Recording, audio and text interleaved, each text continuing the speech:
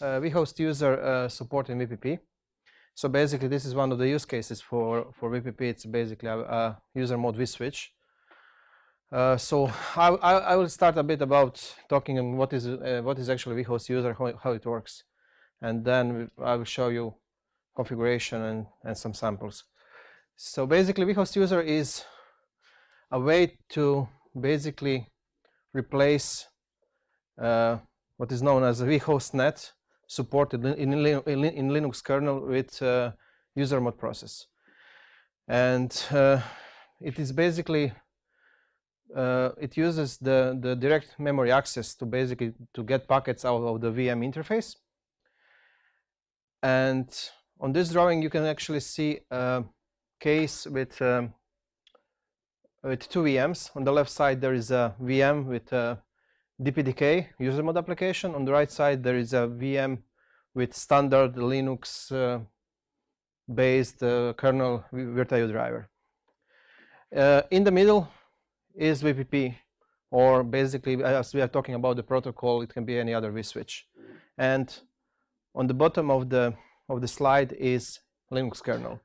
So you can actually see that only blue arrows are actually touching the Linux kernel, and blue arrows are basically a communication between the QEMU and vhost user backend, which is in this case VPP. Idea is that we are using basically Unix sockets to establish the connection and to negotiate the parameters of vhost user session, and then all other communications, all the data path stuff is going directly between the VPP and VM. So in vhost user protocol, actually there is a VPP can be, or any other vSwitch can be, either a server or client. We are typically using a scenario where VPP is client, and the way it works is basically that QEMU on the startup will create a file. Yeah, actually the Unix socket in the Linux file system, and then VPP will attach to that socket. And when you create the new vhost user interface in VPP, it will start basically, there is the process node, vhost user process node in VPP, which is basically trying for all the interfaces which are not connected, it is trying to connect every, I think it's currently it's 2 seconds. So basically every 2 seconds VPP is trying to see if there is a file in the file system. If file is in the file system, VPP will connect to that file. It will do an initial exchange over that socket with QEMU, and basically that means that it will do the feature negotiation, because in VirtIO protocol there are some optional features you can negotiate between the device and the driver. So I will use this VirtIO naming here. This is driver, and this is device. It's basically they're using the same naming like we are using the physical NIC. So basically, inside the VM we have a driver, and VPP or other vSwitch is acting as a device. So basically, what we see as the blue arrows is the feature negotiation. Then we have a memory map exchange. We are getting rings and descriptor pointers, and finally this blue line is used for interrupts, if we are using interrupts. Memory map exchange is the critical part here, because we actually need to allow VPP, which is a user mode application, to access VM. And the way how we are doing this is basically that QEMU will give the file descriptor to the memory map region to VPP over the Unix socket. That is one of the messages which are exchanged over the blue line. When VPP receives this memory map socket, it needs to know how to convert between the physical address and virtual address inside the VM to be able to really read the descriptors and buffers which are in VM memory. So when we establish this connection, of course we will also get the pointers to the descriptors and the ring inside the VM. So when we establish a socket connection, then VPP can basically start directly reading the VM memory. So VPP have a permission to really access the VM memory, and based on information he got over the socket, he can exactly know where in the guest memory there are descriptor rings, and based on the information in the descriptor rings, VPP can know where are the buffers. Here, important thing is that we are doing memory copy. We are doing memory copy because we need to convert the buffer, which is owned by a guest Linux kernel. We need to copy the content of that buffer to VPP. And in VPP we have several vector nodes, which are basically here. We have a vhost user input node, which is handling the vhost user input, and we have a vhost user output node, or TX node, which is basically sending packets to the VM. So all communication is basically happening by really doing the memory reads and memory writes by VPP to the VM memory. So VM is not aware about other VMs. VM basically just exposes the structures, the rings and the descriptor table and buffers, and VPP is reading from them. So this is the standard vhost user scenario. It's really not specific to VPP. This is how other implementations are also working. We copy. If you trust VM, yes. Can you avoid copying? No. No, because first you don't have a headroom. So if you want to do any operation on the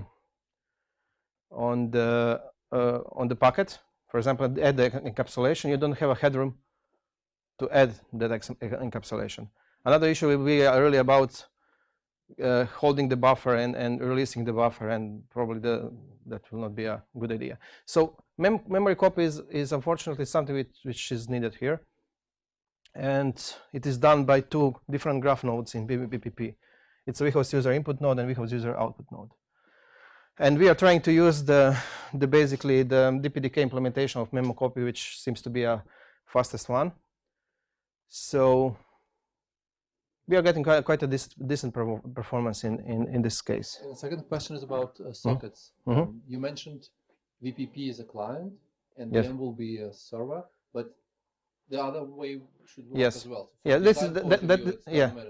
The only difference is that if VPP is a server, it is a bit more smarter. So he's really trying to see if Unix socket will show up in the file system, and if he found the file in the file system, it will try to connect.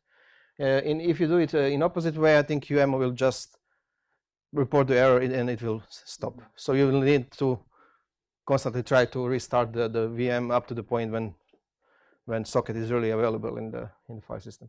For VPP, it's perfectly fine that this VM is down. It will just try every 2 seconds. When you bring up the VM, it will just connect. That is the reason why we are preferring that way. It's another advantage of doing it the way VPP does, and that is after a restart of VPP, running VMs will be reconnected and can continue to work. With the other way around, it doesn't work. Well, are you sure that they will continue to work? Because honestly, I was not following what's going on in the QEMU community about this, but we had that problem that when you reconnect from VPP to the VM is not aware that it needs to restart the rings. And actually we submitted a patch for this problem to QEMU community. It was rejected because the argument at that time was that patch which we submitted is not fixing the problem properly because we are not doing renegotiation of the feature bitmaps. It can happen that you stop VPP, you install the new version of VPP, new version of VPP have a different feature bitmap supported, and when you reconnect, the kernel driver will basically not be able to know that you have a different set of features, or maybe you will disable some features here, and then you will basically actually the root cause of the problem, based on my understanding, is that there is no way to say to VirtIO driver, device driver inside the VM, that it needs to restart and renegotiate. Because of the old patches I saw so far is really about workarounding the problem. It's basically trying to keep the state inside the QEMU, and that is actually what we did 1 year ago. We basically did an extension of the QEMU to memorize the last state. So if backend restarts, we will basically just resend all the initialization stuff to the VPP. And actually the driver will not be aware that there is a restart. So this example, which is actually I took from the VPP wiki, is basically a simple scenario where we have the VPP in the middle, and then there are 3 routers connected over the Vhost user interface. And actually 2 of them are using the trunk port, and 1 of them is using access port. So very simple on the VPP side to create a Vhost user interface is just this command. If you are using the debug CLI, it's basically create Vhost user socket, and then name of the socket file in the file system. And that file can be wherever you want. We are basically using /temp, but it can be anywhere. Then when you do this command, you will basically see that the new interface is created on the VPP. You can set the state for that interface up. At this point, you can decide to make it a layer 3 interface. You can just add the IP address, and you can do a routing between the VMs. Or in this sample, we are basically creating the sub interface, and then we are putting that sub interface to the bridge, to the layer 2 bridge 200. And then we have a third interface, which is basically the interface names here are actually just sequentially increased. So first one you created to be 000, 001, and so on. We keep the same naming like with physical interfaces because of some provisioning software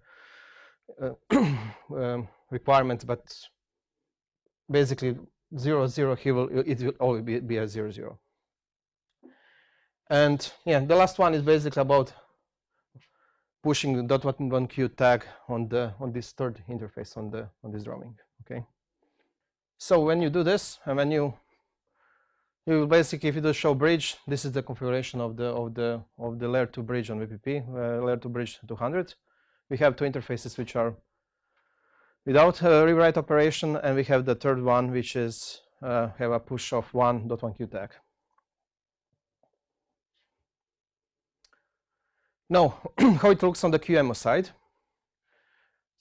We need to specify some stuff to QEMU to really get the whole thing working. First thing, to be able to do the Vhost user is to really to use huge pages. So basically, first 2 lines in the QEMU command line are about enabling huge pages. And generally, even if you're not using Vhost user, that is a good idea as long as you have huge pages, because VM performance will be better because of less TLB thrashing. So first 2 lines are actually what you need to specify. You can see here that we are defining what is the path for the huge page, what is the size, and then this is very important stuff. And typically 50% of the issues reported with Vhost user was about not having the share equals on. What this means, basically, when QEMU is allocating the huge page, which will be used as a memory for a VM, if you specify share equals on, it will basically create the memory map that page with flag map _ shared, which means that it allows other applications to access that memory. With this one, you are basically telling to QEMU that it should allow other applications to read the VM memory. Then we have the interface configuration, which is here. It is basically a socket file. QEMU is server, so we are saying server. And then we are creating the device, which is VirtIO net PCI, vhost user, MAC address of the device, PCI bus, and PCI address. So if you want to have multiple interfaces in the VM, you can just replicate this as much as you need. And last one is basically about the packet trace. So how it looks on the VPP side. First line is actually trace at the vhost user input. We are basically we are enabling tracing on the vhost user input node, and then you can see that basically the flow is identical to the flow with the physical interface. Vhost user input, it will always go to Ethernet input. We are not doing any kind of offload here, so all frames are Ethernet frames. They are sent to Ethernet input. Ethernet input will then do whatever is needed. In this case, it's a layer 2 forwarding, learning, forwarding, and then finally layer 2 output to another vhost user interface. So you can see that actually on the VPP it's quite easy to configure that stuff. A bit tricky part is to get the VMs running, but I mean, when you have the template, it just works, right? Multi-queuing is support. So another story here is that the native vhost user code in VPP was done 2 years ago, much before than it was available in DPDK. At one point, we said, okay, now we have a DPDK implementation. We have people working on it. We don't want to maintain our personal driver. So one of our colleagues actually worked on enabling vhost user support in DPDK. Right now, it's still not default. We had some performance issues. So the last testing we had was showing that our legacy driver in VPP is kind of actually it was significantly faster than DPDK1. And I think in the meantime, he actually worked on some guys from Intel on optimizing the thing. So I don't know what is the current status of the performance of the DPDK driver. But really intention is to retire the old one and use the DPDK one exactly for those reasons. There are new stuff like multi-queue, which is there. And actually the DPDK driver is already multi-queue enabled. And actually by just switching today, if you just switch to the DPDK driver, you will get multi-queue enabled in VPP. Do you have an example how to do this with the DPDK? All CLI is identical. The only difference is that there is a command line argument. You just need to say in the startup config, inside the DPDK, there is a vhost dash DPDK vhost enable or something like this. And you just need to put that single line to the startup conf. If you do that, the old driver will be disabled and the DPDK vhost user driver will be enabled. The difference is only that in the trace, it will not be a vhost user input, it will be the DPDK input. And what is default? If I don't specify? By default is still old one. The reason is that first when we did the DPDK to enable the DPDK support for vhost user, there was no PMD. And the second one was that we wanted to keep this logic with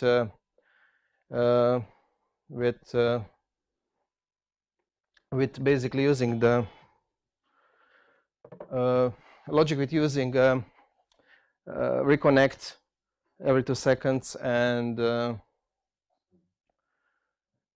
was another reason. Yes, another reason was interrupt coalescing, which we also implemented in the old driver.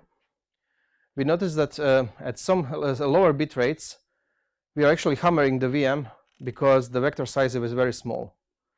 And if we send interrupt over the socket every time when we finish the transmission, and if vector size is 1, we will really hammer the VM.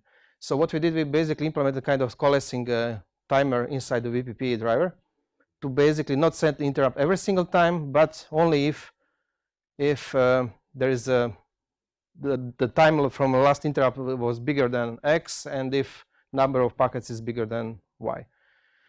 So that logic is basically replicated to the DPDK driver, and we are really using the DPDK driver just a library calls from the, so we are calling RT, Vhost, the Q and NQ burst functions to deliver packets.